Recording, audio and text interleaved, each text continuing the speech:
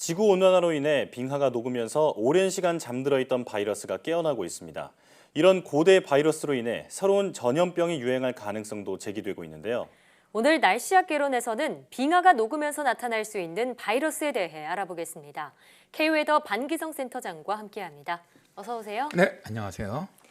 네, 최근 지구온난화로 극지방의 빙하가 녹으면서 그 안에 묻혀있던 고대 박테리아가 되살아날 그런 우려가 제기되고 있습니다. 일단 실제로 가능한 일인지 궁금한데요. 관련 사례가 있나요? 네, 이제 처음으로 이 잠자고 있던 그 바이러스가 영구 동토층에서 깨어나면서 인간과 동물에게 치명적이 될 수 있음을 보여준 사건이 2016년에 발생을 했죠. 러시아 시베리아의 야말로네네츠 자치구에서 12살짜리 목동이 탄저병으로 숨졌어요. 근데 탄저균이 발견된 지역에서는 이미 술록이 2,300여 마리가 죽었고요. 주민 8명이 탄저균에 감염됐다는 판정을 받았습니다. 네. 그렇다면 이 지구온난화로 인해서 시베리아의 영구 동토층이 녹았고 그 안에 있던 고대 탄저균이 다시 살아나서 감염병을 일으켰다. 이렇게 볼 수 있는 건가요? 네, 그렇습니다. 시베리아 그 역병으로 알려진 탄저병이 야말로 네네츠 지역에서 발생한 것은 1941년 이후 처음이었는데요. 자, 이 당시 사건을 조사한 전문가들은 이상 고온을 탄저병 재발의 원인으로 꼽고 있습니다.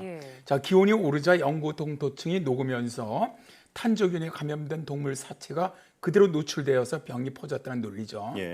탄저균이 발견된 지역에서는 최근 이례적으로 35도까지 오르는 아주 이상 고온 현상이 나타났는데요. 녹은 동물 사체 등에서 나온 탄저균이 지하수로 흘러들어가면서 사람이 감염됐을 가능성이 있다. 이렇게도 보고 있습니다. 당시 이제 우리나라 과학자들도 시베리아 탄저병 사태처럼 극지방 얼음 속에 동결된 병균이 지구온난화 영향으로 되살아난다면 한반도도 직접적인 영향권에 들어갈 수 있다. 이렇게 밝혔습니다. 자, 이처럼 시베리아 동토층이 녹으면서 그 안에 묻혀있던 고대 바이러스가 되살아난 사례는 이번만이 아닌데요. 지난 2014년에 3만 년 된 거대한 바이러스가 발견돼서 또 눈길을 끌었죠. 네, 그렇습니다. 3만 년이라고 하니까 상상하기도 힘들 만큼 오래된 이야기인데요. 그런데 이 시베리아 영구 동토에서 대형 바이러스 신종이 발견되었죠. 항아리 모양의 1.5 마이크로메타인 피터 바이러스가 그것인데요. 평균 20 나노메타 크기인 인플루엔자 바이러스보다 훨씬 몸집이 큽니다. 그동안 바이러스가 극히 작고 아주 단순한 존재라는 개념을 깼던 그런 사례였죠. 다행히 이 신종 바이러스는 아메바만을 감염시켰습니다. 다른 동식물에는 해가 되지 않았죠.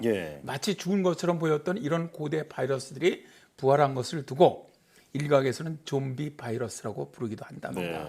이 좀비라는 별명이 정말 딱 맞는 것 같습니다. 잘 어울리네요.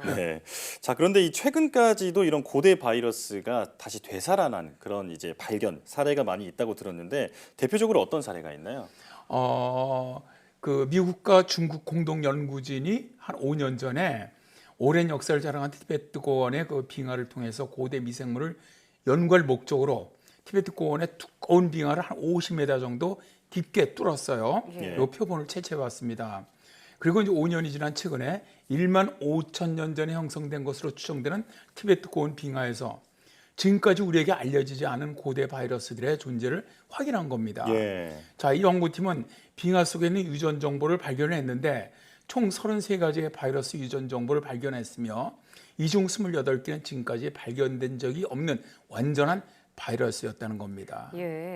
자, 그런데 말씀해주신 이런 고대 바이러스들은 인간이 지금껏 한 번도 접해본 바가 없기 때문에 면역력도 갖춰져 있지 않잖아요. 그래서 공격성이 얼마나 강할지도 모르고요. 또 이런 바이러스들이 얼마나 더 있을지도 몰라서 더 무서운 것 같아요. 네, 그렇습니다. 이제 많은 과학자들은 이런 바이러스들이 기후변화로 인해서 어떻게 보면 이제 빙하 속에 얼어있던 고대 바이러스가 되살아나는 것에 대해서 지금 우려를 하고 있거든요. 이제 2013년에 우리나라 극지연구소팀이 남극 빙하 속에서 30만 년 전 박테리아를 추출해서 배양을 했더니 다시 활동을 하더라는 겁니다.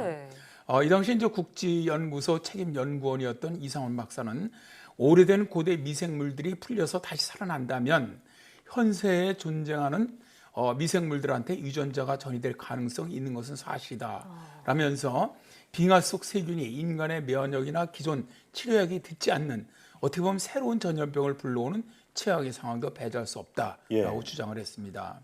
또 뉴질랜드 캔터베리 대학의 바르사니 박사 연구팀도 2014년에 미국 국립과학원회보에다가 실었던 그 과거 바이러스의 전염 가능성을 확인했다는 그런 내용을 실었었는데요. 예. 이 연구팀은 얼어붙었던 배설물이 녹으면 전염성이 강하고 치명적인 고대 바이러스가 되살아나면서 인간의 면역 체계를 크게 뒤흔들어 놓을 수 있다. 결빙돼 있던 캐나다 술록에 700년 된 배설물에서 고대 바이러스를 소생시킴으로써 고대 바이러스에 의한 전염병 확산이 이론적으로 가능하다는 사실을 입증했다고 주장을 했습니다. 예. 자, 이제 바르사니 박사는 고대 바이러스, 현대 바이러스가 결국 미래에 세균이 될지 모른다면서 우려를 표시하기도 했죠. 네, 정말 그 영화에서나 보던 일이 실제로 일어날지도 모르겠다. 그러네요. 이런 걱정이 듭니다.